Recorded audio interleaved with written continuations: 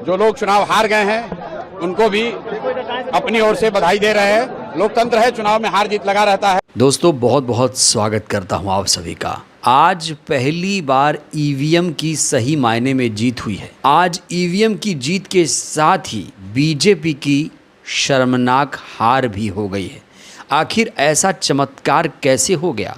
क्योंकि जब जब ईवीएम जीतती थी तो बीजेपी भी जीतती थी, लेकिन आज जब ईवीएम जीती तो बीजेपी आखिर कैसे हार गई? आखिर चुनाव आयोग ने कौन सा चमत्कार किया? दोस्तों वजह जो सामने आ रही है वो बेहद चौंकाने वाली है। तो आज की हमारी वीडियो ये बहुत ज़्यादा इम्पॉर्टेंट है। अगर आपने वीडियो देखना शुरू किया है तो वीडियो को अंत तक देखिएगा। और हाँ, ये बताते चलिएगा कि आपको ईवीएम से चुनाव पसंद है या फिर बैलेट पेपर से। दोस्तों जैसा कि आप सभी को मालूम है कि आज 3 राज्यों की 3 विधानसभा चुनाव के नतीजे आ चुके हैं और नतीजे बेहद अप्रत्याशित हैं। बिहार की बांकीपुर सीट पर पीके यानी प्रशांत किशोर ने इतिहास रच दिया है। प्रशांत किशोर ने बीजेपी के अध्यक्ष नितिन नवीन को हरा दिया, सम्राट चौधरी को हरा दिया, मोदी शाह को हरा दिया। क्योंकि नितिन नवीन बांकीपुर सीट से बीजेपी के एमएलए थे। जब वो बीजेपी के अध्यक्ष बने तब ये सीट खाली हुई। इसके बाद इस पर चुनाव हुआ और जब इस सीट पर चुनाव हुआ तो बीजेपी ने तगड़ा उम्मीदवार अपनी तरफ से उतार दिया।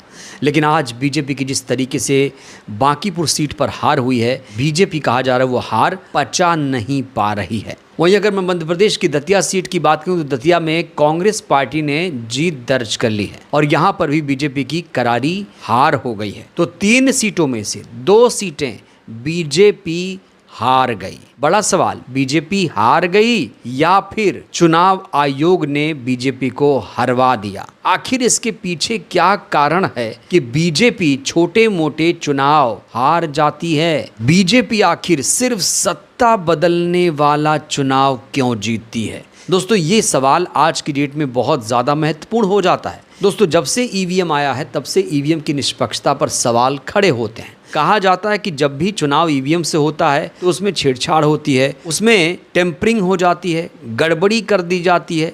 इस तरीके के आरोप ईवीएम पर सालों से लगते रहे हैं। लेकिन आज ईवीएम पर कोई भी सवाल नहीं खड़े कर रहा है। प्रशांत किशोर भी सवाल नहीं खड़े कर रहे हैं और दतिया से जीते हुए कांग्रेस प्रत्याशी भी सवाल नहीं खड़े कर रहे हैं। लेकिन सोशल मीडिया पर इसको लेकर मामला बहुत ज़्यादा गर्मा गया है। सोशल मीडिया पर अभी भी यही लिखा जा रहा है कि इस देश में कभी भी निष्पक्ष चुनाव नहीं होते हैं, सब कुछ सेट है। बीजेपी जो सीट चाहती है वो जीतती है, जो सीट चाहती है वो हारती है। बड़ा सवाल ये खड़ा होता है, क्या बीजेपी ये भी चाह रही थी कि वो बांकीपुर सीट हार जाए, या फिर चुनाव आयोग को फ्री हैंड देना बीजेपी के लिए भारी पड़ गया, या फिर चुनाव आयोग ने निष्पक्ष तरीके से चुनाव कराया इसलिए भारतीय जनता पार्टी हार गई? दोस्तों कई सारे महत्वपूर्ण सवाल खड़े हो रहे हैं।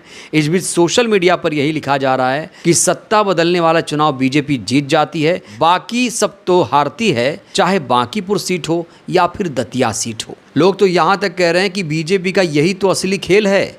वो जनता को ये दिखाना चाहती है कि देश में निष्पक्ष तरीके से चुनाव हो रहा है, इसलिए छोटे मोटे चुनाव हार जाती है, जिससे लोगों को ये लगे कि देश में निष्पक्ष तरीके से चुनाव हो रहा है। कोई सीट हार जाती है और फिर कहती है कि हमने तो सब कुछ सही किया था। तो लोगों को अब ईवीएम पर भरोसा नहीं रहा। सोशल मीडिया पर भी लिखा जा रहा है कि जब तक ईवीएम है बीजेपी को कोई हराने वाला नहीं है, इसलिए ईवीएम हटाने के लिए आंदोलन प्रदर्शन करना चाहिए। बड़ा सवाल यही खड़ा हो रहा है कि आखिर जब विपक्ष के नेता चुनाव जीतते हैं तो ईवीएम पर सवाल क्यों नहीं खड़ा किया जाता है? जब हारते हैं तब तो तुरंत कहा जाता है कि यहाँ पर गड़बड़ी हो गई। प्रशांत किशोर जिन्होंने बांकीपुर सीट से जीत दर्ज की है, वो खुद 2 दिन पहले कह रहे थे कि बांकीपुर सीट पर गड़बड़ी की आशंका है, यहाँ पर निष्पक्ष चुनाव नहीं हुआ है, यहाँ निष्पक्ष तरीके से काउंटिंग नहीं हो रही है। इस तरीके के आरोप प्रशांत किशोर ने खुद लगाए।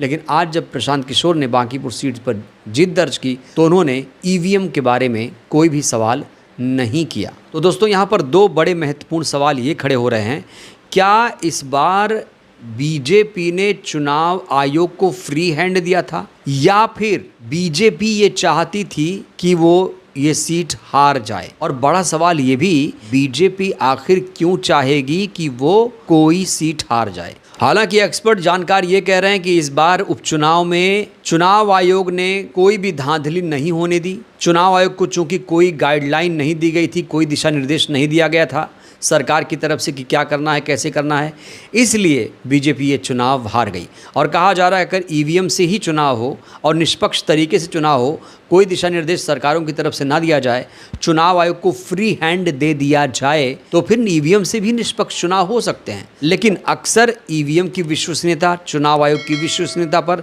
सवाल खड़े होते रहे, क्योंकि जनता को ये लग रहा है कि जो पार्टी सत्ता में होती है वो अपने तरीके से चुनाव को मैनेज कर लेती है। और दोस्तों, जहां तक ईवीएम की बात है, दुनिया के तमाम विकसित देशों ने ईवीएम को बायकॉट कर दिया है। लोगों ने बैलेट पेपर अपनाना शुरू कर दिया है, क्योंकि बैलेट पेपर को निष्पक्ष चुनाव का पर्याय माना जाता है। तो बड़ा सवाल, जब पूरी दुनिया ने बैलेट को अपनाना शुरू कर दिया तो हमारे देश में बैलेट को क्यों नहीं अपनाया जा रहा है। सत्ताधारी पार्टी तो चाहती है कि छोटे मोटे चुनाव हार जाए, जिससे लोगों को इस पर भरोसा रहे, लोग सवाल ना खड़े कर पाएं, और सत्ता वाला चुनाव ये खुद हथिया लेंगे। कहीं अगर विधानसभा का चुनाव हो रहा हो तो ये खुद वहां मैनेज कर लेंगे, लोकसभा के चुनाव को मैनेज कर लेंगे, लेकिन छोटे मोटे चुनाव में कोई दिलचस्पी नहीं लेते हैं। इसलिए चुनाव आयोग को फ्री हैंड होकर वहां काम करना पड़ता है और नतीजा निष्पक्ष आता है। बड़ा सवाल यह है कि जब हमारा चुनाव आयोग निष्पक्ष होना चाहिए तो वो निष्पक्ष क्यों नहीं है। दोस्तों, चुनाव आयोग की न सिर्फ नियुक्ति पर बल्कि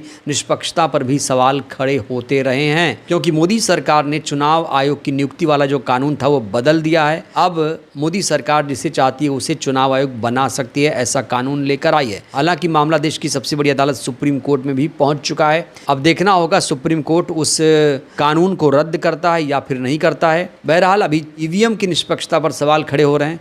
जीतने वाले तो चुप हैं, लेकिन अभी भी जनता, ज़्यादातर जनता यही कह रही है कि ईवीएम पर भरोसा नहीं है, बैलेट पर ही भरोसा है। इन लोगों ने जनसुराज पर और मुझ पर ये भरोसा व्यक्त किया है, उनको ये विश्वास दिलाना चाहते हैं कि अपनी ओर से हर वो संभव कोशिश करेंगे कि उनके जीवन में जो कुछ भी बेहतरी लाई जा सके वो किया जाएगा। जो लोग चुनाव हार गए हैं उनको भी अपनी ओर से बधाई दे रहे हैं। लोकतंत्र है, चुनाव में हार जीत लगा रहता है, लेकिन बांकीपुर का जो चुनाव था, ये चुनाव विधायक बनाने के लिए नहीं बना हुआ था। ये पहले दिन से हम लोग कह रहे थे कि बांकीपुर का चुनाव विधायक चुनने के लिए नहीं है। ये बिहार में भाजपा एनडीए की जो सरकार है उसका जो नेतृत्व है उस पर निर्णय लेने के लिए ये चुनाव हो रहा है। और बांकीपुर की जनता ने बड़ा स्पष्ट ये अपनी ओर से और बिहार के लोगों की ओर से ये मत दिया है कि भाजपा के केंद्रीय नेतृत्व को ये सोचना चाहिए, विचार करना चाहिए और बिहार के हित में, बिहार के बच्चों के हित में, बिहार में एक अच्छे व्यक्ति को, चरित्रवान और काबिल व्यक्ति को बिहार की कमान सौंपनी चाहिए।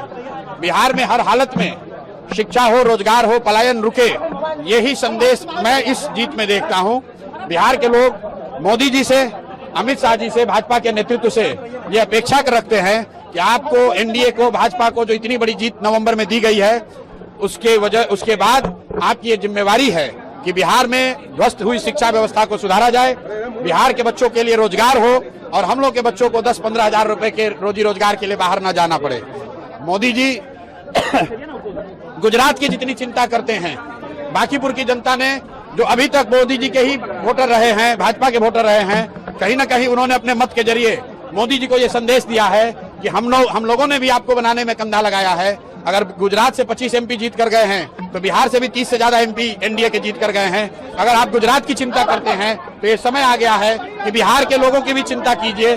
सिर्फ बिहार में 4 किलो अनाज और जाति के नाम पर वोट न मांगा जाए। बिहार के लोगों के लिए भी पढ़ाई रोजगार की बात हो, बिहार के बच्चों के लिए भी पलायन को रोकने की बात हो। बांकीपुर के ये का जो आज परिणाम आया है वो बिल्कुल स्पष्ट है। बिहार की जनता अपने बच्चों के लिए, बिहार के लिए विकास चाहती है और यही वजह है कि भाजपा आज से कुछ ही महीने पहले जिस सीट को करीब 60,000 मतों से 58,000 मतों से वो जीते थे और जीतने वाले व्यक्ति को मोदी जी ने, भाजपा के नेतृत्व ने बिहार देश का अपने पार्टी का अध्यक्ष बनाया है, जो बिहार के लिए गौरव की बात है। बावजूद इसके उसी विधानसभा के क्षेत्र के लोगों ने अगर भाजपा को इतनी करारी हार दी है, इसका मतलब बिल्कुल साफ है कि जो नेतृत्व यहाँ पर भाजपा ने थोपा है सम्राट चौधरी का, वो बिहार के लोगों को स्वीकार्य नहीं है। हम लोग चाहते हैं कि बिहार में भी प्रोग्रेसिव थिंकिंग वाला कोई बेहतर चरित्र वाला आदमी, कोई बेहतर काबिल आदमी बिहार का मुख्यमंत्री बने। कुशवाहा बनाना है तो कुशवाहा ही बनाइए, लेकिन किसी अच्छे आदमी को बनाइए। बहरहाल दोस्तों, इस वीडियो में इतना ही। आपको किस पर भरोसा है, मशीन पर या बैलेट पर? राय दीजिएगा। बहुत बहुत धन्यवाद।